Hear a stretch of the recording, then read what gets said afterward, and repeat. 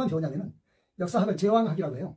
그러니까는 뭐 아무나 배운 것이 아니고 대부분 이제 그 태자나 세자나 이런 사람들에게 이제 가르쳐요. 그 신하들이 이제 그 경영관이라 해가지고 스승이죠.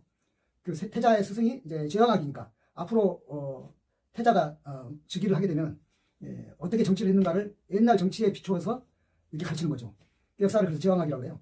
그러니까는 요즘은 이제 민주 사회가 되다 보니까 모든 사람들이 역사를 뭐 취미로 공부할 수 있는데 이런 역사를 또 재미없어서 안 하는 사람도 있죠. 근데 제가 생각할 때는 역사는 흥미를 가질 만한 필요가 꼭 있어요. 왜냐하면 뭐 모든 공부는 다 하면 좋긴 하지만 어떤 공부는 기초가 없으면 굉장히 어려운 공부가 있어요. 그 중에 대표적인 게 수학하고 영어죠.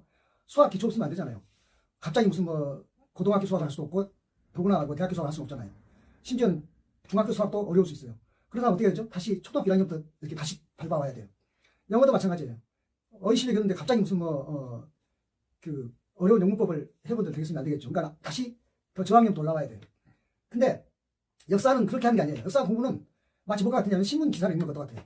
오늘 날짜 신문을 보는데 무슨 어저께 신문을 봐야 어저께 신문 보는 기초 실력이 있어야 한다든지 작년에 신문을 볼 수 읽을 수 있는 이런 것이 요구하는 게 아니잖아요. 신문은 물론 신문 자체를 아예 못 보는 문맹도 있겠지만 그런 사람은 이제 빼고 오늘 신문을 보기 위해서 어떤 기초가 필요한 건 아니잖아요. 어제 신문 볼 수 있는 사람, 작년에 신문을 받은 사람은 그냥 1년 내내 안 보다가 오늘 봐도 되잖아요.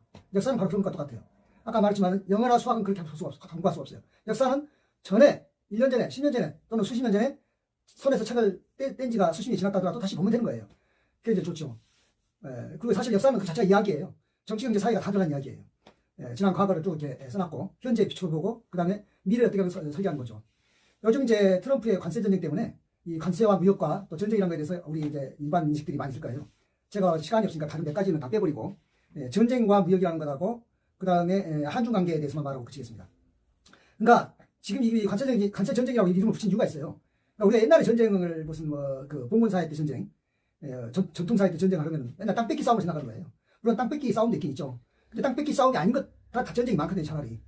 왜냐하면 뭐 유럽의 백년 전쟁이 무슨 땅을 뺏어야 뺏는 게 아니죠. 계속 전쟁하는 거잖아요. 그러면 왜 그런 전쟁이 일어나는가? 요새 무역과 똑같은 거예요. 이제 우리나라 그 한중 관계에서 최초의 전쟁이 이제 하무제의 조선정벌인데 기원전 1세기니까 그 하무제가 조선을 정벌할 때 기원전 2세기군요. 조선을 정벌할 때 한번 생각해 보세요. 그러니까 우리가 저기 그 유치하게 전쟁하면 땅 뺏는 싸움 그런 것만 생각하는데 하무제는 저 시안 거기로부터 군대를 끌고 왔거든요. 조선까지 왔는데 물론 고조선이죠. 땅을 뺏는 것이 아니에요. 그런 것 때문에 온 게 아니에요. 그러니까 뭐냐면 무역 분쟁이거든요. 왜냐하면 그 당시에 우리 이만조선인데 중개무역을 했어요. 중개무역을 하니까 당연히 이윤을 많이 남기려고 그러고 또 그 직무역 우리가 중개무역을 통하지 않고 직접 무역하고자 하는